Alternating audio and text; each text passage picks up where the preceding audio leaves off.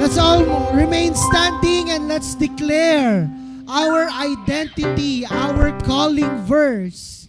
Luke 4:18 up to 19. Sabay-sabay po nating i-declare.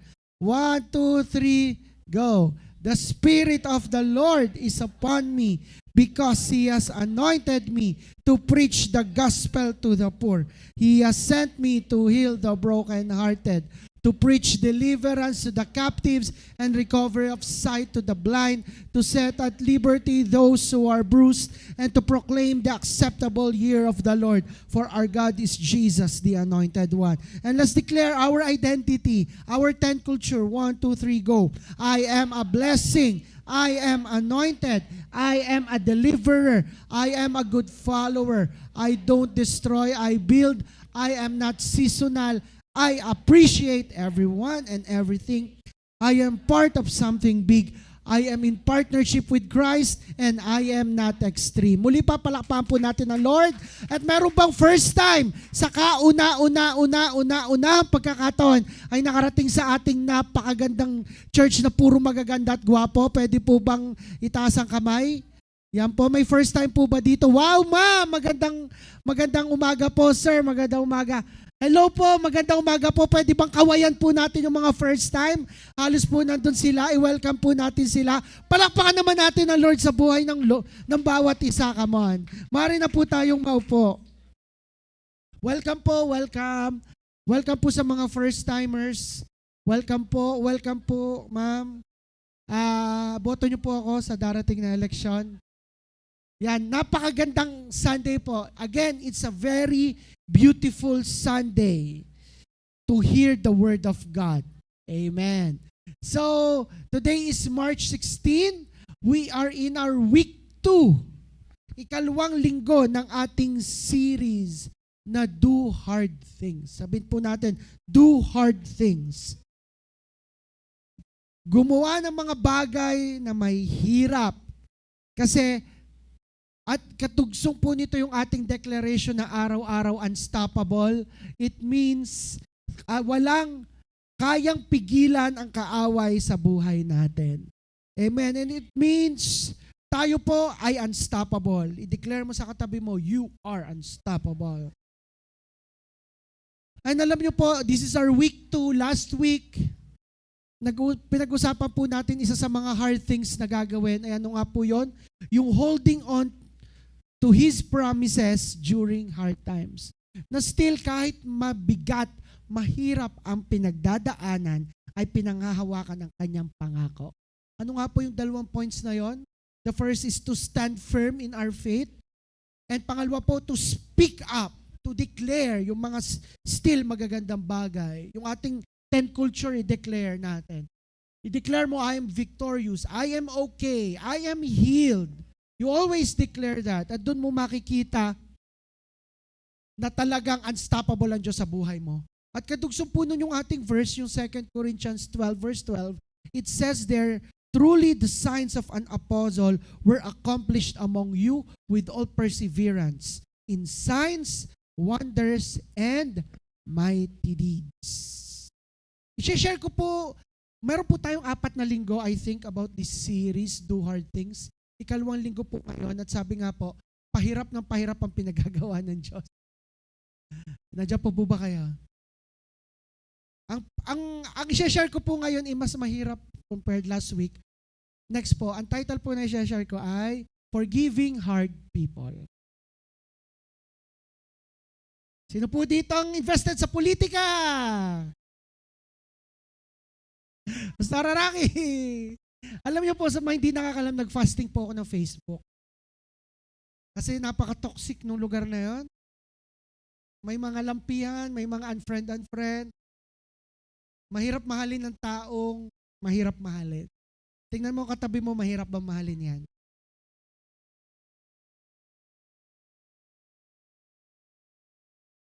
Tayo muna po mag-pray. At kailangan natin ng habag at biyaya din eh. At baka yan may daladalang mabigat ay maganda yung mamaya sumuka. Pahanda ng map. Yan. Let's pray. Lord, thank you for this morning. We ask na patuloy niyong bigyan kami ng biyaya upang magawa ito. We ask that you make us understand your word, and we don't allow the enemy to come upon our hearts and our lives, you know, God, hindi ko po alam ang puso, pinagdaanan, nakaraan ng bawat isa, pero alam mo. Kaya salamat po, Panginoon, kasi kilala mo kami. We honor you in Jesus' name. Amen.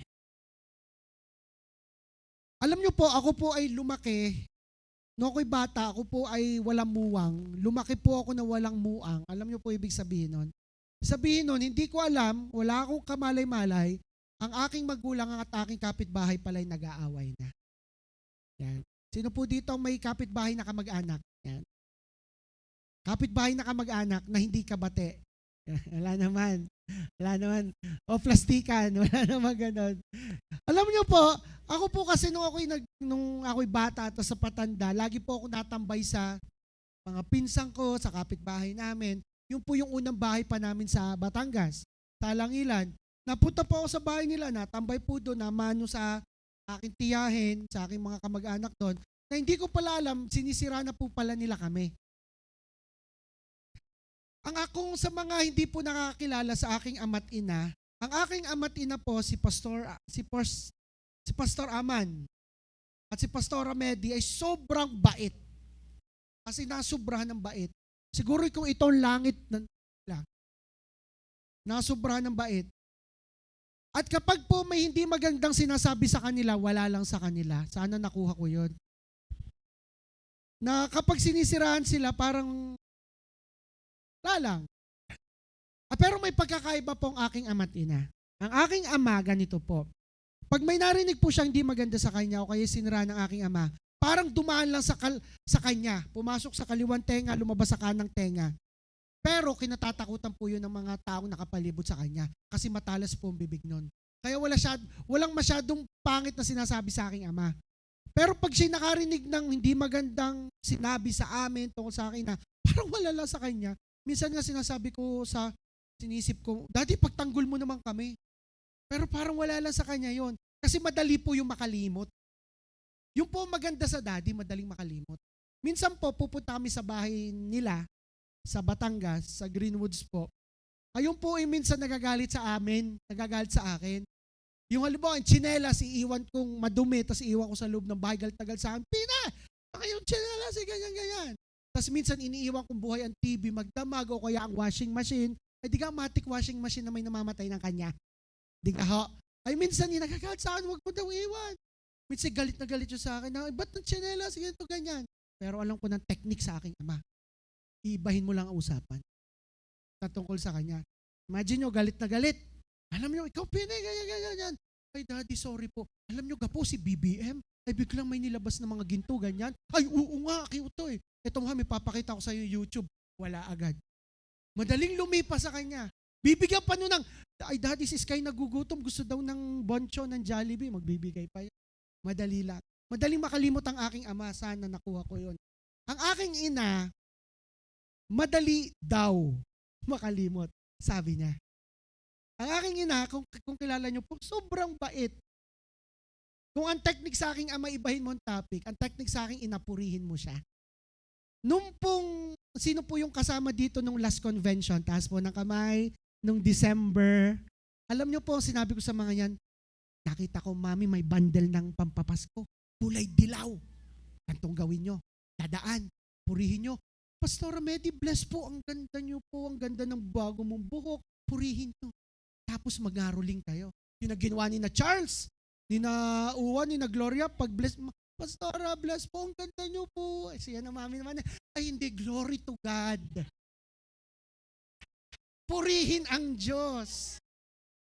Alam niyo po, ang ganda, pwede ka po kami mangaruling. Ano nga yun? Bilis ang bigay, para papa. Ang Mami, opinion, ba't mo pinangaruling ang mga yan sa akin? Kuha naman yung tigli-500 ang mga iyan. Yung po ang technique sa aking ina. Pero yan po, kapag may pangit na sinabi sa kanya, napasok po yun, tapos sinasabi lang niya nalabas dito.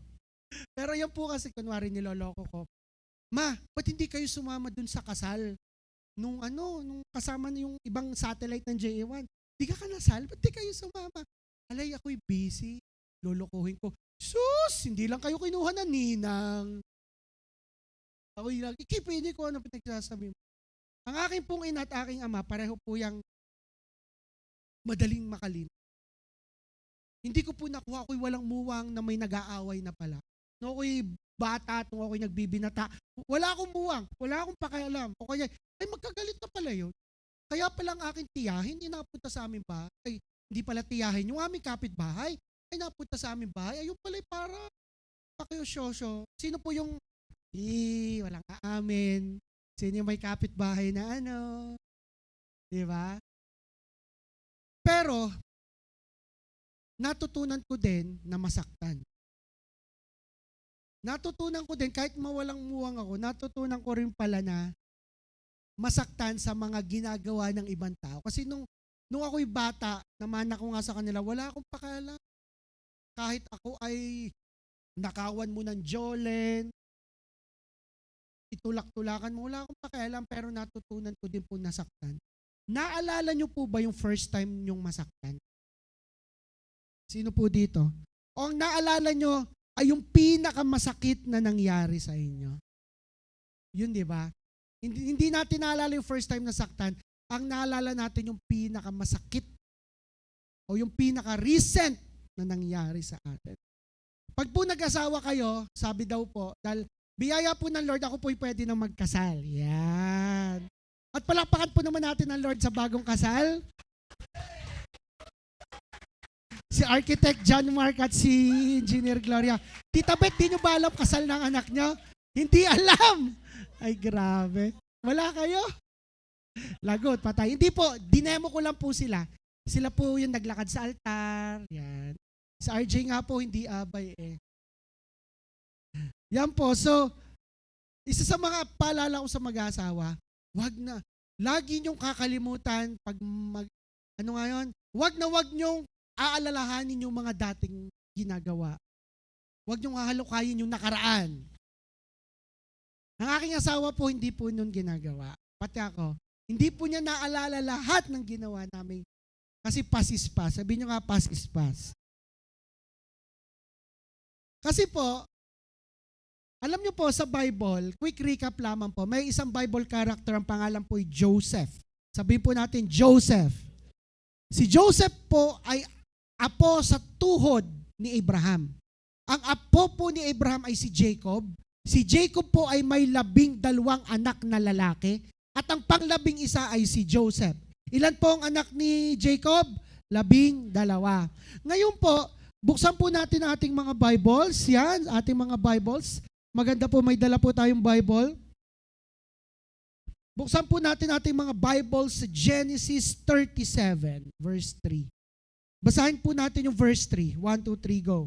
Jacob loved Joseph more than any of his other children because Joseph had been born to him in his old age. So one day, Jacob had a special gift made for Joseph. A beautiful robe. So sa 12 magkakapatid, si Joseph lang ang pinaggawa ng kanyang ama ng magandang robe. Rainbow, colorful, mamahaling robe. So ano po nangyari? Verse 4, but his brothers hated Joseph because their father loved him more than the rest of them. They couldn't say a kind word to him. Bakit po nagalit yung ibang kapatid kay Joseph? Kasi may favoritism si Jacob. Mas paborito ni Jacob si Joseph kumpara dun sa ibang mga kapatid. At ito po kasing si Joseph, medyo ang gift po sa kanya ng Lord is siya'y dreamer. Kaya po sa mga hindi po nakakalam, si Joseph po ay ang tawag sa kanya Joseph the Dreamer. Nanaginip po siya, tapos pag nakain sila, pinagmamalaki niya. Alam mo, nagkakainan sila magkakapatid. Sabi ni Joseph, alam niyo ba tatay, nanaginip ako. May nakita akong isang na kami magkakapatid, may mga itinanim na matataas na palay. Tapos yung mga palay nila, yung 10 palay, lumuhod sa harap ng palay ko. Nagalit siya mga kapatid. Anong ibig sabihin ng panaginip na yan? Ikaw ay aming sasambahin, ikaw ay aming paglilingkuran, ikaw ay aming paglulodin. Ay siya'y bunso pa noon. Ang yabang naman ng batang are. Kaya galit na galit yung mga kuya. Tas one time din na naginip uli si Joseph. Alam mo tay, dinakain sila. Tumayo sa lamesa. Sinabing tay, alam nyo ba na naginip ako? ang araw, ang buwan, at ang 11 bituin, lahat ay lumuhod at sinamba ko. Ang yabang ano? Nagalit na yung tatay Joseph, ano ka pinagsasasabi mo diyan? Alam mong paborito kita, pero mali na iyang sinasabi mo. Kaya po, yung mga kapatid ay nagkaroon ng inner wounds at nagkaroon ng galit kay Joseph kasi napakayabang. And then one day, inutusan ni Jacob ang kanyang anak na si Joseph. Utoy, si Joseph po ay mga binata nun, 17 years old. Sinabi, Utoy, ang mga kuya mo lang ay nandun sa bukid, sa parang nag-aalaga ng tupa. Dalhan mo ng merienda. Opo, tay. Isuot mo na yung iyong magandang robe. Ang ganda ng robe, mga colorful, rainbow, tas mamahalin mga tela. Nung papunta na si Joseph doon, nakita ng mga kuya, nandyan na naman si Yabang. Nandyan na naman yung paborito mong kapatid. Sabi nung, anong gagawin natin? Alam kong gawin natin, patayin natin. Sabi nung isang kapatid, wag, magagalit natin, tatay, paborito eh. Hindi, patayin natin. Ay, alam ko nang gagawin natin. Kita mo yung ano? Kita mo yung balon, yung wala ng tubig yun, itulak natin doon. So anong ginawa nila? Verse 23. Sabi po doon sa verse 23, when Joseph arrived, his brothers stripped off the beautiful robe he was wearing. Then they grabbed him and threw him into the cistern. Now the cistern was empty, there was no water in it. Ano pong ginawa ng mga magkakapatid? Nung nandiyan na si Joseph, binugbog. Ikaw, yabang mong bata ka. Pak, pak, pak. Kinuha yung magandang jacket. Pinunit. Tapos, itinulak si Joseph dun sa cistern or sa balon o sa pit. Sabihin nga natin pit. Tinulak si Joseph dun sa pit na walang tubig. So, masakit po yun. Sabi, mamaya natin patayin. Kumuha sila ng dugo ng kambing, inilagay dun sa robe, at sabi, palabasin natin na kinain ng leon. Pero sabi nung isa, ay tamo, may mga mangangalakal galing Egypt. Lugi tayo pag pinatay, ibenta na lang natin. So anong ginawa nila? Inakyat si Joseph. Akala ni Joseph, yung pinatawad na ako ng mga kapatid ko, ibinenta si Joseph sa halagang 20 peso o 20 silver coins. Ibinenta si Joseph sa mga mangangalakal. Alam nyo po, tinulak si Joseph sa isang pit. Ang title po na sinashare ko ay Forgiving Hard People. Meron po akong share na 3 stages. 3 stages ng plano ng Diyos sa buhay mo upang makapagpatawad tayo ng mga mahirap patawarin na tao. Ito po ang unang stage. Number 1. Hayaan muna ni Lord. Hahayaan ka muna ni Lord na itulak ka sa isang pit para makarating ka sa palace. Sa mga hindi po nakakalam, tingin po sa akin, fast forward. After 13 years, si Joseph po ay magiging gobernador ng buong Egypt. Ang pinakamataas lang po sa kanya yung hari, yung Pharaoh. Ang pangalawa na ay si Joseph. Hawak ni Joseph ang buong Egypt at hawak ni Joseph ang buong mundo. Dahil at that time, Egypt po ang superpower ng buong mundo.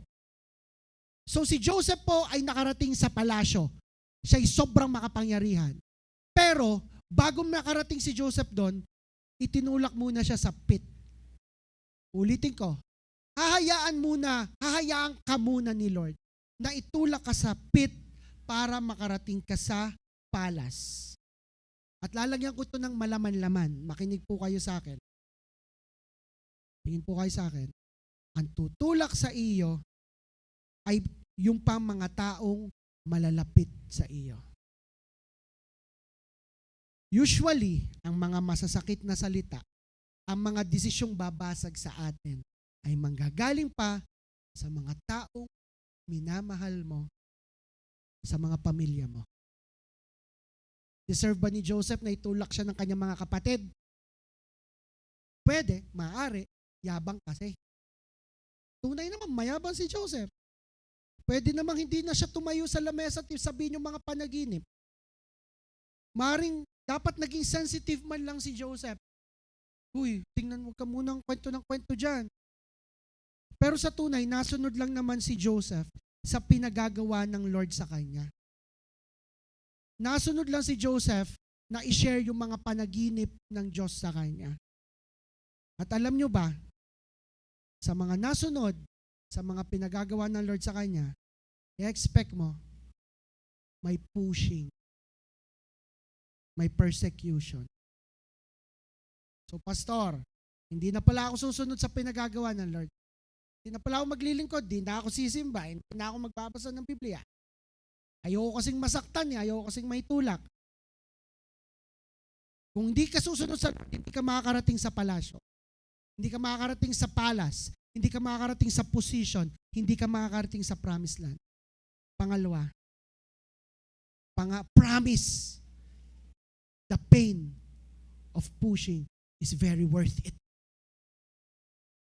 Kasi hindi ibibigay sa iyo ng Lord yung palasyo kung ikaw ay hilaw. Tingnan mo ang katabi mo. Gumukha ba yung hilaw?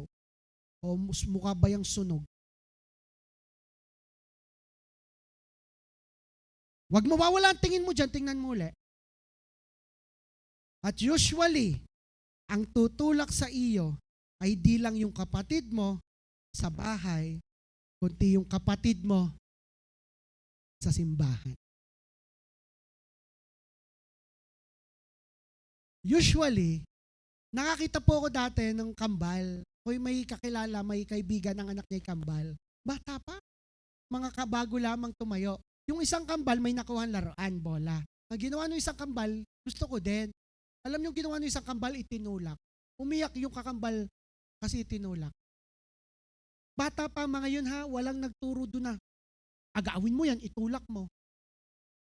Hindi kagaya kung sinasabi ako sis, kaya pag nag-away sa iyo, sapukin mo. Joke lang, biro lang yan. Wala akong sinasabi, wala pa tayong tinuturong masama sa mga bata. Pero kita natin, natural, gustong manakit ng mga yan para makuha ang gusto nila. Amen po ba? Natural sa atin na gusto nating manulak.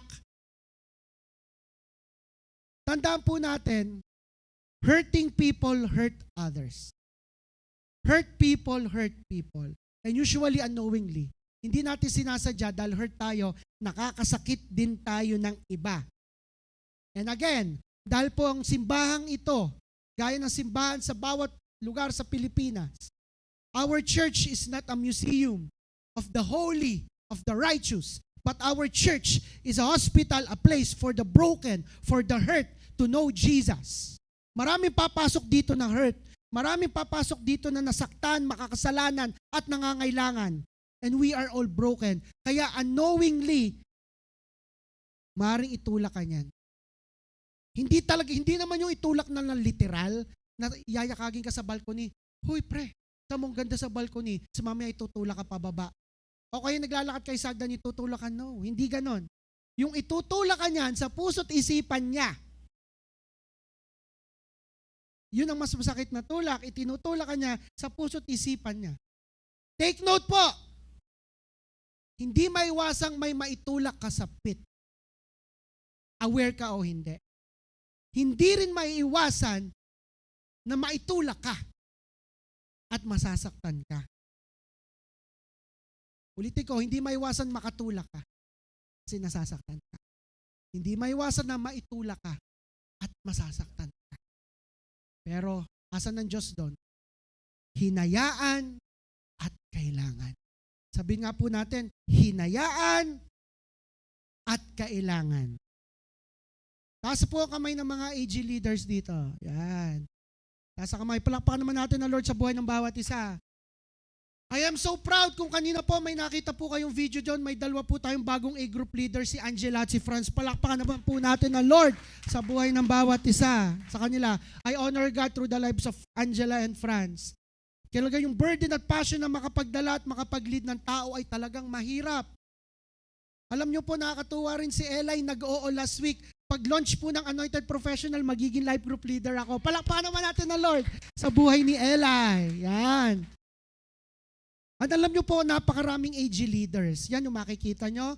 Sina Gloria, sina Roslyn, sina Lloyd, sina JM, sina Jemay, yung mga, sina Pastora Christine, sina Zayin, mga A-group leaders po yan. Si Kaykay, katabi si Gilbert. Kakatuwa po ang buhay ng mga ganyan. Pero alam nyo ba, sa loob, last year, 2024 lang, ilan na ang Ilan na ang meeting namin dito na sila ay muntikan ko ng sabunutan at sakalan kasi nag-aaway sila. Alam nyo po, ilang beses na for the past years, na marami kaming leaders dito na pinag-pray, kinausap.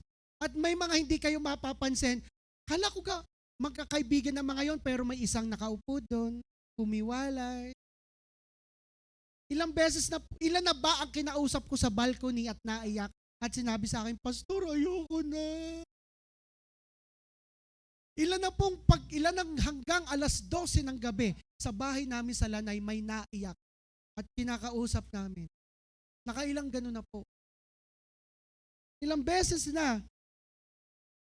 Pero ngayon naman, dahil sa mga hinayaan at kailangan na sitwasyon na gano'n, na pag-aaway-away ng mga magkakapatid. Naglolokohan ng mga yan, ay ikaw nga, pa-left group ka pa, tatampo-tampo ka pa diyan.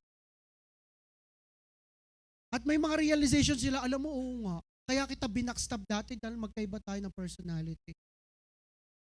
Tapos sila ngayon lolokohan, ang bunganga mo kasi, yan tuloy, iniwan. Ganun po. Proseso. May tulakan. Kung hindi dahil sa pushing, hindi dadami ang mga taong nare-reach out. Bago nakarating si Joseph sa palace, kailangan niya munang maitulak sa pit. Kaya next po, pits are part of the process. Deal with it. Deal with it. Kung ikaw ngayon nasa isang pit, nasaktan ka, hindi ko alam, o hanggang ngayon nasasaktan ka, feeling mo, hindi mo karapat-dapat na ikaw ay nandun sa pit of hurt. Nasabi ko sa iyo, proseso yan. Sabihin mo sa dalawang tao, proseso yan. Palakpakan natin si Lord. So, asa na tayo kay Joseph? Si Joseph ay dinala ng mga mangangalakal at ang nakabili po sa kanya ay si Potiphar. Sabihin natin Potiphar. Si Potiphar noon ay sobrang yaman sa Egypt. Ala siya, atong ala mga Ayala Zubel. Sila po ay mga Henry C. Dahil nga po, si Joseph ay alipin sa bahay ni Potiphar.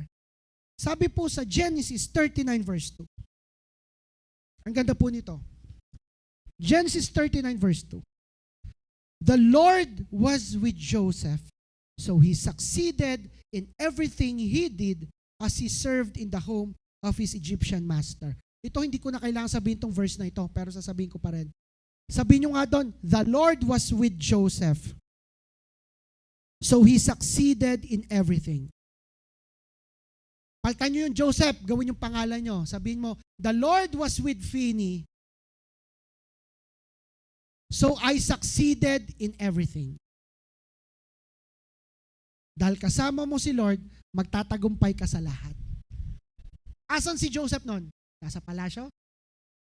Asan siya nun? Siya ba'y CEO ng kumpanya nun? Asan siya?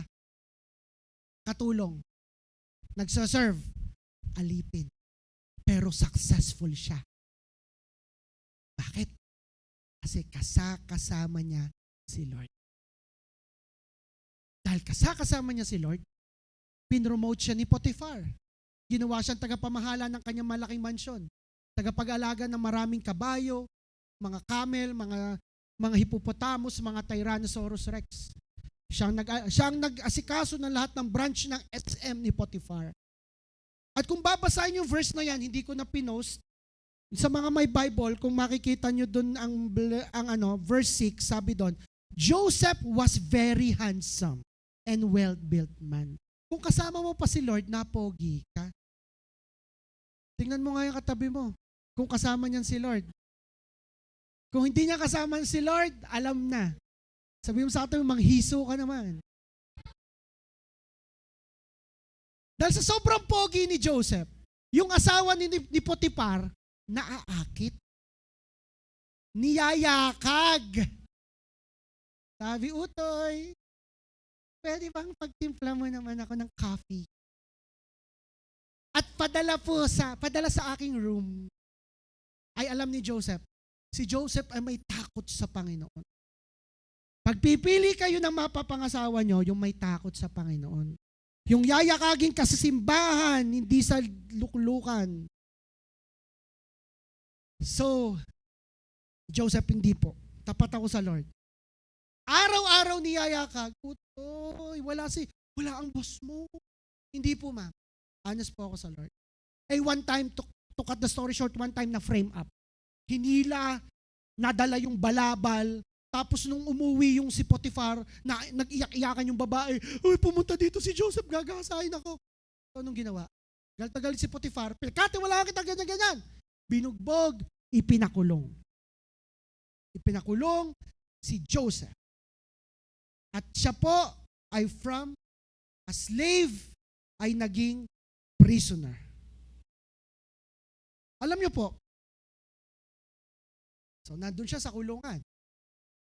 Tapos one time, nabulok siya sa kulungan, nakapanaginip yung dalawa niyang kasama. Ang sabi niya, alam mo Joseph, ganito ganyan. Basta to cut the story short, ininterpret ni Joseph. Di ba si Joseph magaling sa panaginip? Sabi ni Joseph, ganito mangyayari sa iyo. After 3 days, kayong dalawa ipapatawag sa palasyo, sa palas ng hari. Ikaw ay magiging cupbearer. Magiging barista ka ng hari. Ikaw ang magiging taga-timpla ng kape. Pero ikaw, papapatay ka. Yun ang sabi.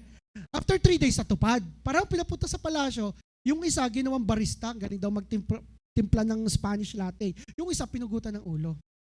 Pero bago sinabi ni Joseph, huwag mo kakalimutan ha. Ako nag-interpret ng panaginip mo. Pag nandun ka na at nagiging barista, kahit ako'y tagapunas ng mga tagatapon ng coffee beans. Sige nang, ako pa, hindi kita kakalimutan. Ako pa, ikaw, kakalimutan kita. Alam mo nangyari? Kinalimutan. Tasa kami yung mga kinalimutan dito. Hindi ka sakit? Yung mga kinalimutan dito, parang wala pinagsamahan. Parang hindi magkatsa at magdamag. Pero, papasok na tayo sa number 2 stage.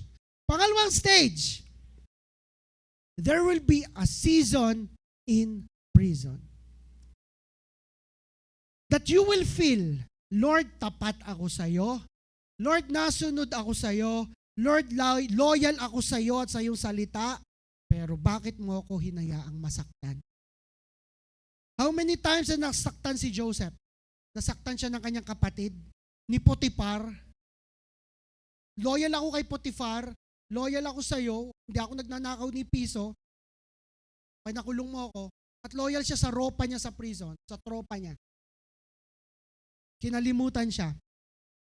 And all those times, sinusunod lang niya ang pinagagawa ng Lord sa kanya. Pero still, nabulok siya sa prison. Andito papasok talagang mahirap mahalin ang ibang tao. Tama po ba? Ang hirap mahalin ng mga kapatid, ang hirap mahalin nung boss na ginawa ko naman ang tama pero ako pa rin ang binagsak, at ang mahirap mahalin ng mga kaibigan na iniwan ka sa ere. Ang hirap mahalin ng mga taong nasasaktan tayo. Kaya tayo ay nagkakaroon ng trust issues. At ulitin ko, mga usually tutulak sa atin ay mga kapatid natin. Magulang, anak, asawa, at kapatid sa pananampalataya. Kaya tayo nagkaka-trust issues. Ang prison po, sabihin natin prison. Ang akala nating prison ay yung lugar ng hurt, yung di tayo makawala kasi nakakulong na tayo.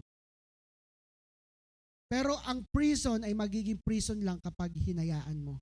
Anong ibig sabihin nun? May pangako ang Lord. Galatians 4 verse 7. Ito ang pangako ng Lord at nangyari na to. Sabi po dito, now you are no longer a slave, but God's own child. And since you are His child, God has made you His heir. Sa Tagalog, Pinoy version, sabi doon, kaya ngayon, di na kayo mga alipin. Mga anak na kayo ng Diyos. Sabihin mo sarili mo, hindi na ako alipin. Anak na ako ng Diyos. Sabi doon, at dahil dyan, mamanahin ninyo lahat ng ibibigay ng Diyos sa mga anak niya. Ibig sabihin, matatanggap mo lahat.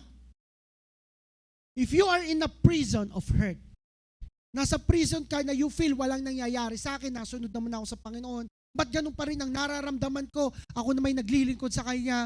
Bakit nandito pa rin ako sa sitwasyon na ganito, na parang hindi ako makapagpatawad, ay ako naman ilaging ganito, ganyan, tama naman ang ginagawa ko. That is a prison na ikaw ang napili. Hindi yan prison ng kahirapan, kundi yan ay prison ng proseso. Bakit tayo hinahayaan ng Lord na magtagal sa prison na ito? Para tayo matuto. Next nga po. Next po. Yan. In my prison, I will learn. First is you will learn prayer. Na yan sa sitwasyon mong yan, na ikaw ay may pinagdadaanan, may mabigat na sa loobin, may tao hindi mo pa rin makalimutan, mapatawad, sinasabi mo lang sa sarili mo, napatawad ko na siya, pero pag nakita mo siya, nalipat ka, dapat ikaw ay pupunta ka sa McDo, pero lumipat ka, pumunta kang Jollibee, kasi iniiwasan mo ang taong yon. That is a season of your prison na iluhod mo sa Panginoon. Araw-araw mong iluhod sa Panginoon, Lord, ayoko itong nararamdaman ito. Lord, ayoko yung memory ng hurt na ito. Iluhod mo sa Panginoon yung pinagdadaanan mo. Iluhod mo sa Panginoon yung hurt mo. Iluhod mo sa Panginoon, Lord, ayoko na yung past na ito. Ayoko na yung asal na ito. Iluhod mo sa Panginoon yung katamaran mo. Iluhod mo sa Panginoon. Yan yung prison mo.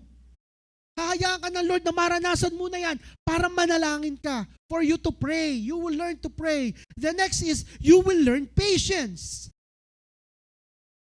Na kaya kayo nilagay ng Lord from pit to a prison para matuto ka maging patient sa ugali mo, sa asal natin, sa habits natin, para we hold our tongue accountable.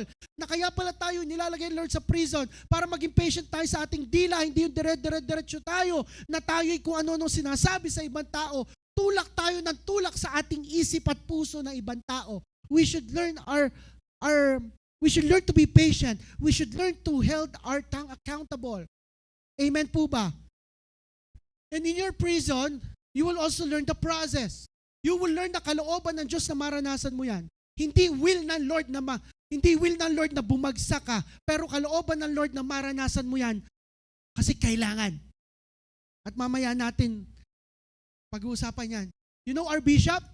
If you've seen our mega church sa Batangas, 8th floor, 9th floor, malaking church, 350 JA1 satellite churches nationwide and worldwide. Akala nyo, shining, shimmering, splendid, napakadali ng pinagdaanan na bishop? No! The process is ang daming hurt, ang daming leadership pain, ang daming process, ang daming nanulak sa kanila. And one time may pinagkatiwalaan siyang isang pastor, JA1 pastor, sa Europe, ang daming satellite sa Europe. Tapos bigla na lang itinulak si bishop, siniraan, iniwan ng mga simbahan, kinuha ng kanya, at sobrang nasaktan. Ang isa sa mga sabi ni Bishop, kay Ninong Ito, bakit niya nagawa sa akin yon? Sagot ng Ninong Ito, Bishop, hindi ka niya kilala, pero kailangan mo pang maranasan niya. You know, minsan kailangan nating maranasan yung prison na yon. Kasi ulitin ko, hindi tayo makakarating sa palasyo kung di mo na tayo itutulak sa pit. At yung prison na yon ay yung season mo para manalangin, maging patient, at mabago ang mga hindi dapat sa iyo. Palakpakan mo naman ng Lord. To cut the story short, di pala to cut. Nandyan pa po ba kayo? Sabi ko nga, mahal, ang daming page ng teaching ko ngayon. Usually po ang pages ko kasi 4 pages. Ay, ito po ay 44. Hindi lang po, hindi naman. 42 lang naman. So, asan na si Jacob? Patapos na tayo. Hindi man patapos na. Si Jacob, si Joseph, na naginip ang hari. Sabi nung hari na naginip ako, may nakita akong 7 matatabang baka. After nun, may nakita akong 7 payat na baka. Kinain ng payat na baka yung 7 matataba. Tapos naginip uli ako. 7 matataas at masasaganang uhay ng palay. Tapos 7 payat na palay na walang ano. Ang nangyari, isinira nung 7 payat yung 7 matataba. Walang makapag-interpret. Ay, itong barista, ay oo nga pala. Ay, naalala ko. Wait lang po ha, may kilala ako. Pinatawag, Joseph!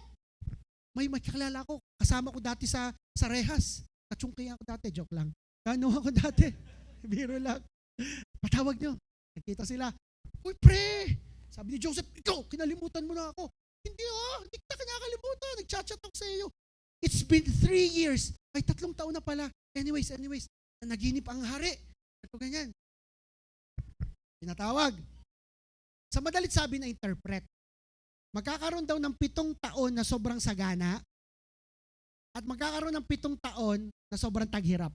Natuyo lahat ng ilog, walang tutubong mga pananim prutas ganyan. Namanghang hari. Anong ginawa ng hari? Kailangang may mag-manage nito. Ikaw, Utoy, anong pangalan mo? Joseph. Ikaw, Joseph, ang gagawin kong gobernador ng buong Egypt.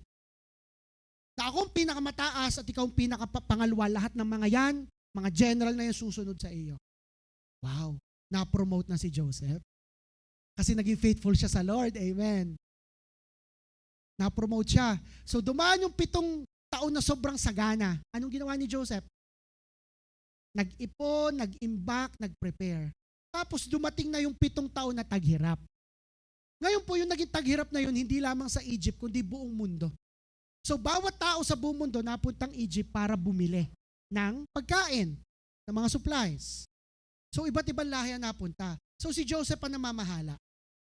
And then one day, nag-aayos lang si Joseph, nasa laptop, nagva-Valorant, hindi pala tinitingnan yung stocks. Tapos pagkita niya, oy, ayos ba yung ating mga mahabang pila? Ayos ba yung mga nabili? Nakita niya yung mga nanakit sa kanya. Yung mga kapatid niya. Sino po dito nakita ang kanyang ex na siya yung umaywas? Nakita niya yung mga nanakit sa kanya. Anong ginawa ni Joseph? Siya'y punong-puno ng pag-ibig ng Lord. Anong ginawa ni Joseph? Mga kuya ko! Miss ko na kayo! Alam niyo ba? Ganyan-ganyan. Ganun bang ginawa? Sa tingin niyo, anong ginawa ni Joseph? Ang taong faithful, tapat sa Panginoon.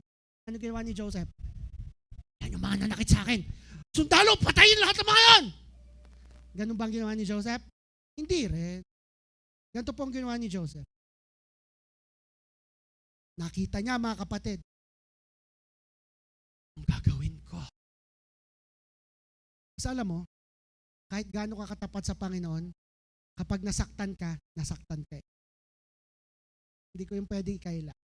Pag nasaktan ka, saktan ka.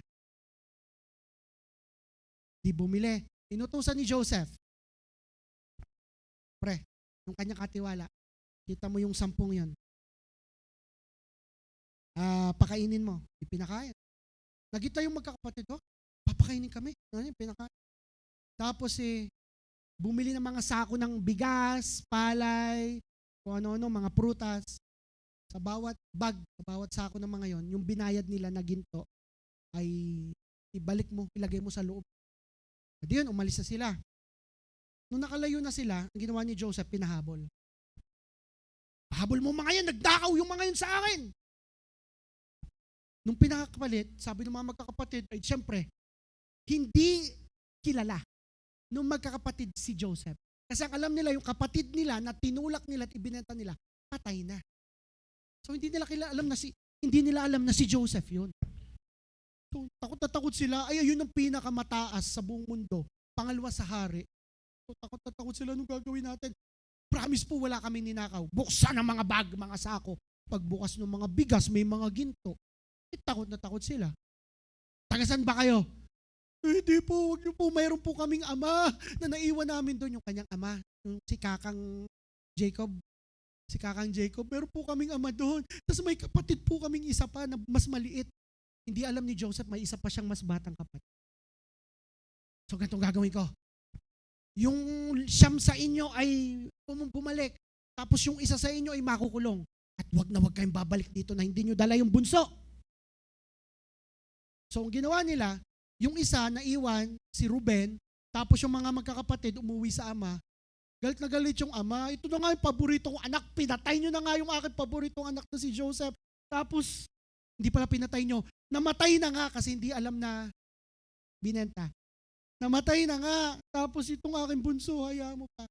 Sabi yung magkakapatid, Kami pong bahala. So, bumalik sila sa Egypt, kasama yung bunsong kapatid, nakita ni Joseph. Yung bunsong kapatid, kamukha niya. Kasi iisa yung ina nila. Yung mga magkakapatid, iba-iba yung ina. Pero si Joseph at saka si Benjamin, yung bunsong kapatid, isang ina. Napaiyak si Joseph, nagtago siya sa kwarto niya, naiyak siya. Tapos bumalik siya. Sabi niya sa mga kawal, handa niyo ang aking kusina, ang aking bahay, magpakain tayo. Magpatay ng baka, kambing, baboy, T-Rex. Pakain lahat. So nagpakain, tuwan-tuwa sila. Tapos, bibili lang po kami dito, pwede na po ba kaming umuwi? So pinakawalan yung pinakulong, uwi na kayo. Double check, sabi naman, double check, baka may ginto, wala, sige. Alam mo ginawa ni Joseph? Inilagay niya yung, nagtago uli siya ng ginto dun sa bunsong kapatid. Sa kanyang kapatid mismo. So ang ginawa, ganun uli, nung malayo, pinatawag. Nagnakaw uli yung mga yon. Pinabalik. Sabi, lumuhod uli sila kay Joseph. Hindi po talaga namin gagawin yun. Kasi alam namin na ganito ganyan. Huwag niyo po kami papapatay. Kasi may usapan na, ang huhuling magnanakaw, papatayin na. Sige, i-check niyo mga bag. Nag-check simula sa panganay. Okay, wala naman po.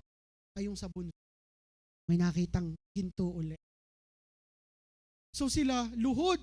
Ako na lang po, patayin. Ako na lang, makulong. Ako na lang. Wag lang po yung bunso. Mamamatay yung aming ama.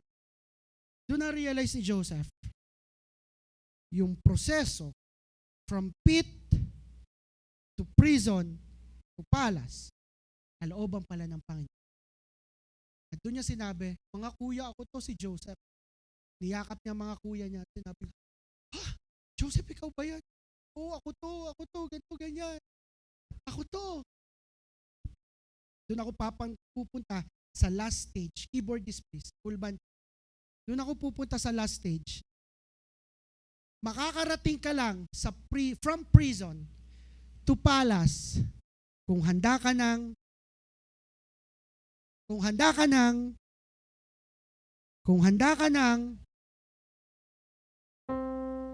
magpatawad.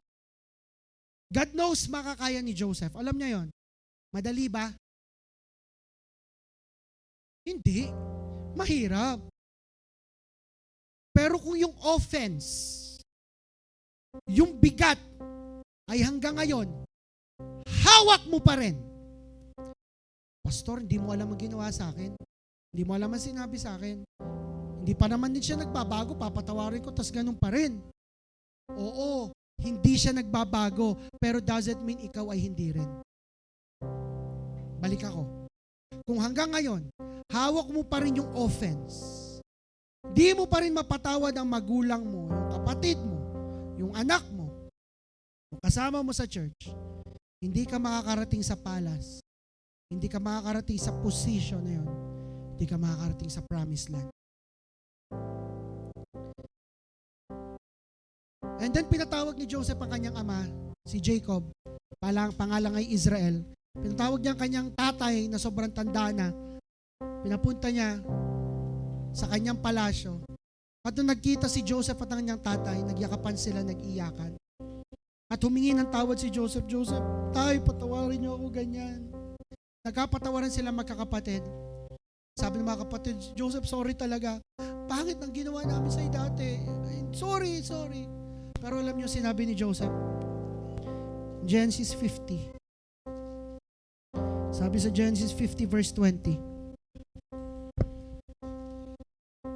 you intended to harm me, but God intended it all for good. He brought me to this position so I could save the lives of many people. Sa Tagalog po, Pinoy version, oo, masama nga ang ginawa nyo sa akin, pero binaliktad yun ng Diyos at ginawang mabuti para maraming buhay ang maligtas gaya ng nangyari noon. Balik. Mamaya tayo sa life group. Ang masama ng ginawa pero binaliktad ng Diyos. Hahayaan mo ba ang Diyos sa baliktarin yung mga pangit na ginawa sa iyo para maging mabuti? O hahayaan mo manatiling masama iyon? Kahapon po nagpe-prayer walk ako, kahapon ng umaga. Nung nagpe-pray kong teaching na ito, tinanong ko si Lord, Lord, alam ko marami na kami personally mag-asawang naranasan na hurt. Tinulak kami ng mga malalapit sa amin. Hanggang ngayon tinutulak kami ng aming mahal sa buhay. Pero ba't kailangan pang itulak? Ba't kailangan itulak sa pit? Ba't kailangan maiwan sa prison? Ma-feeling na pag-iwanan na kami ng mga taong para makarating sa palas. Pwede bang turuan mo na lang kami, tas less yung hurt, less yung pain, para makarating sa promised land? At nilita ko ng Lord pag uwi ko sa bahay, buklatin mo yung dulo ng Genesis. Verse 50. Na God is intended ng masama para maging mabuti, para maraming buhay ang maligtas. Kailangan bang mag-away? Kailangan bang magkaroon ng church hurt? Kailangan bang magka-division sa family? Kailangan bang hindi magkaunawaan ng ama sa asawa, ang ina sa anak, ang mga magkakapatid? God never intended na masaktan tayo. Ang intention nyo ay good, pero kailangan para maraming buhay ang maligtas. I'm telling you, I don't know, maybe this is anticlimactic o hindi ganun. Ganun pala. Ganun pala. Hindi, I don't expect you to understand this. Na need mo masaktan para yung asawa mo ay di maputang impyerno at madala sa church. Hindi mo, need mo maranasan yung leadership pain. Para may 3 pang kabataan ang di maligaw ng landas at makakilala sa Panginoon. Na kailangan makarinig ka ng masasakit na salita para maraming young professionals ang mabagong buhay. Na need mo makaranas ng gabing naiyak, mga panalangin nagtatanong sa Panginoon, mga panalangin blanco, para maraming ama at ina, mga mamishis, ang maranasan si Kristo. Kailangan mong itulak, makarinig ng hindi magagandang sinasabi galing sa mga tao na kapalibot sa iyo para maraming buhay ang maligtas at makakilala sa Panginoon. Oh, Holy Spirit, help me. And that is the main purpose. And I hope you understand that we need to go to the pit first. And sometimes in the prison para makarating sa palasyo. You know, sa palasyo ni Joseph, provided lahat. May pagkain, daming servants, walang problema. But you know, the palace is not just a position of blessings, but the palace is also a position of salvation. Na kaya ka dadali ng Lord sa palace para maraming tao magkaroon ng salvation at kaligtasan. Yes, pag nakarating ka na sa palace, masaya ka na, may blessings ka na, maayos na lahat. Kasi nakapagpatawad ka na eh, nagkaayos na kayo eh, gumaan na ang loob mo eh. Pero the best thing is, nagkaroon din ng kaligtasan yung ibang tao at hindi sila pupuntang impyerno. You know, hindi ko alam kung kayo ba'y tinulak sa pit. Maaari namang naitulak sa pit. O nasaktan kayo. O I don't know. And it's very hard to you to forgive hard people. I've talked to my wife, mahal, you need to fast. I fasted. I cut FB. Dinilit ko Facebook. But it's very hard to forgive and love hard people sa nakikita mo sa social media. Kasi the political situation is a demonic attack. At pinag-aaway ang bawat tao. I talk to my wife, mahal, be careful. I'm not just talking about political. Baka sa loob ng pamilya nyo. Sa loob ng apelyido nyo. Sa loob ng grupo nyo. Sa loob ng simbahang ito. Ay merong tulakan na nangyayari. And you are hurt. Kasi naitulak ka. And you are hurt. Kasi nanulak ikaw. I'm asking na humingi ka ng biyaya sa Lord. Gaya nung ginawa ni Joseph. Na kahit siya ay nabulok sa kulungan, kahit siya ay nasunod, ay siya ay pinakulong pa rin ni Potiphar. Humingi ka ng biyaya sa Panginoon na gawin pa rin ang tama maging tapat sa Panginoon para makarating ka sa palasyo. Let's bow down our heads and let's worship God.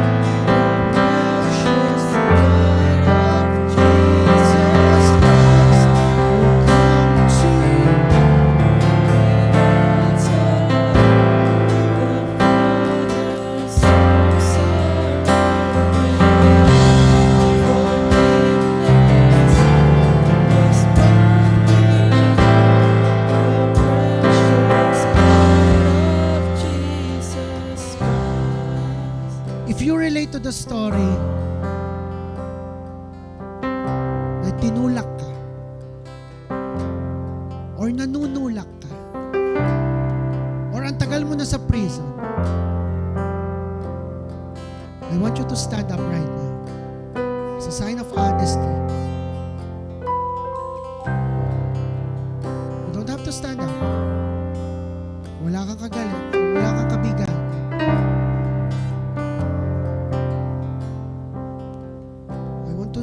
I want you to hold your hearts.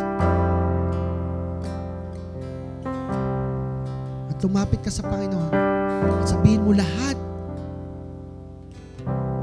ng masasakit na nangyari. Lahat ng panunulak sa iyo. Lahat ng panunulak mo. Humingi tayo ng tawad sa Panginoon. Come on. Just tell God as the Holy Spirit ministers to us through this song. Are you hurting? Just talk to God. Are you hurting and broken within? Overwhelmed by the weight of your sin? Jesus is calling. Have you come to the end of yourself? Do you taste for a drink from the well? Come on, just tell God. Kung nasaktan ka, may hanggang ngayon, come to.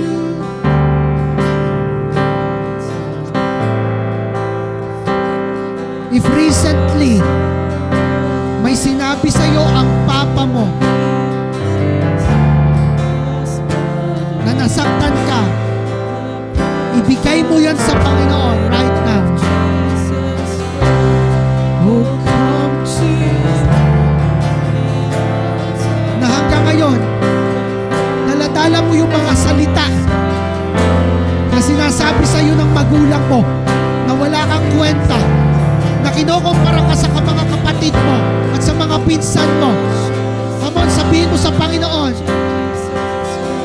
kung ngayon hindi ka pa naka-move on sa past hurt na naranasan mo, na nagtiwala ka at nagmahal ka, pero iniwan ka.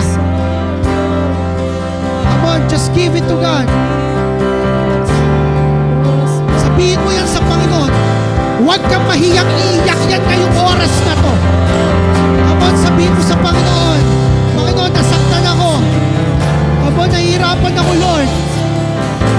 Come on, sabihin mo, Lord, hindi ako makamove on, kaya ganito ang aking ugali. Kaya mahiyain ako. Come on. Kung may ginawa sa iyong hindi maganda, na na-trauma ka, sabihin mo sa Panginoon at iiyak mo yan. Come on.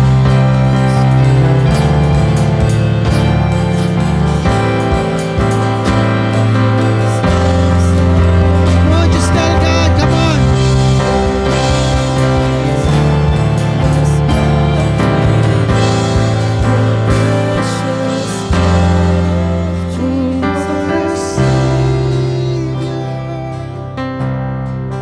Isn't He wonderful?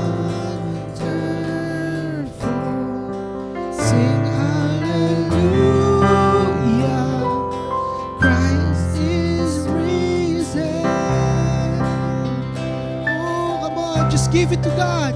Bow down before Him. Come on, for He is. You don't have to be strong in the presence of God. Sabi sa Bible, when I am weak, He is becoming strong. Show your pain, show your weakness. Come on. Oh, what a Savior.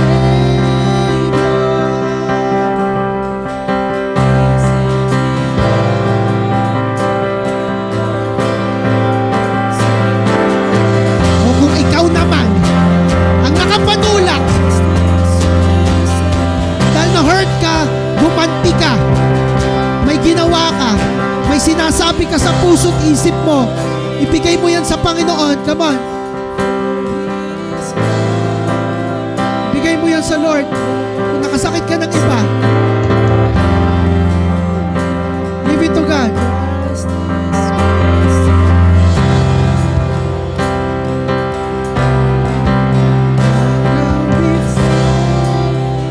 Come on.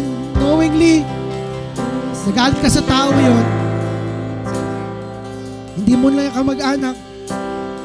May sinabi kang hindi maganda sa isang politiko.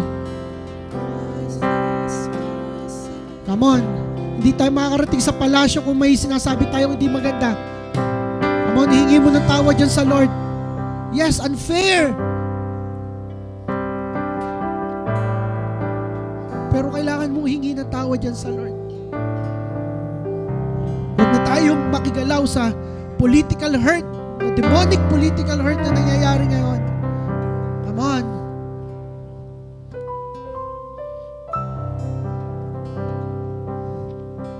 Jesus, you move in this place, God. We are Joseph, God. Kailangan ka namin. Jesus. And you know, one of the best gifts na ibinigay sa atin ng Lord is the gift of moving on. You know, moving on is a gift. Reconciliation is a gift. At naka-move on lamang si Joseph when he realized na mas mahalaga ang pag-ibig ng Diyos kaysa sa kanyang hurt at nakaraan. Right now, I believe the gift of moving on is best shared.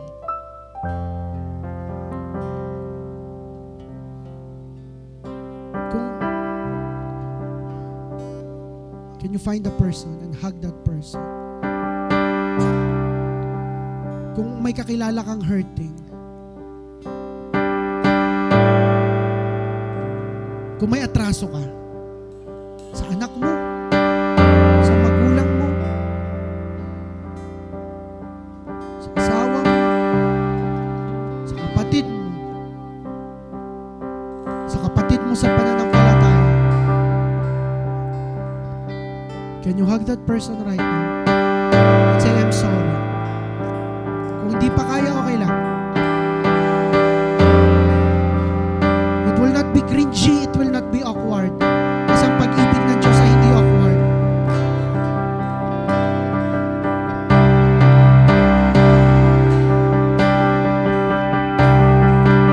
Life group leaders, pastors, could you pray? If you know meron kayong nakikita na kailangan ipag-pray, kailangan ng hug, kailangan ng tap sa shoulder, come on.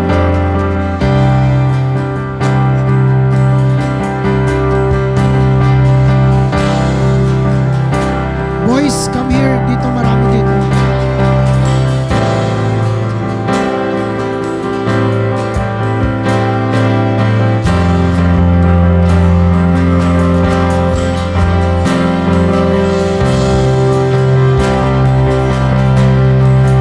Bow down before Him,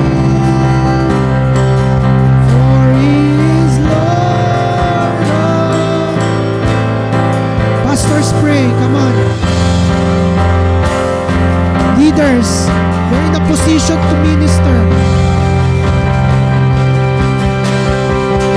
Oh, what a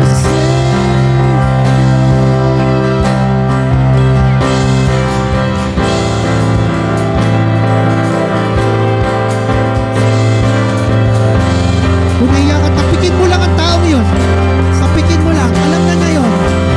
Tapikin mo ang mama mo. Tapikin mo ang anak mo. That's good. That is enough.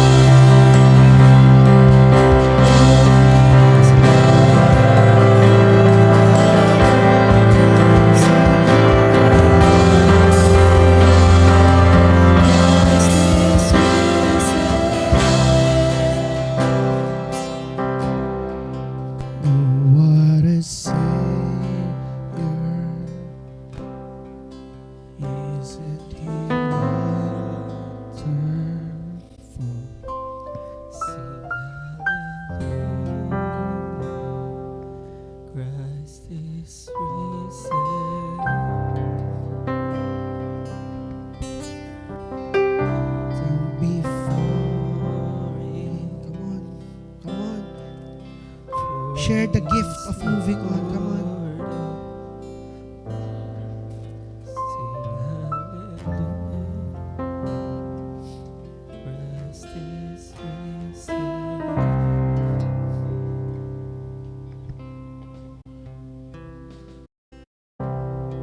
Oh, come.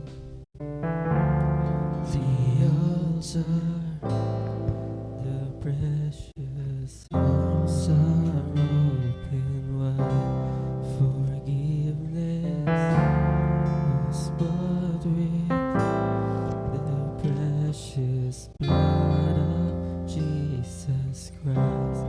Oh, come to the altar. The Father's arms are open wide. Forgiveness was bought with the precious blood of Jesus Christ.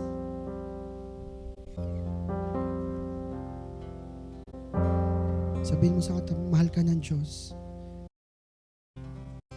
At mahal kita. Libre kita mamaya.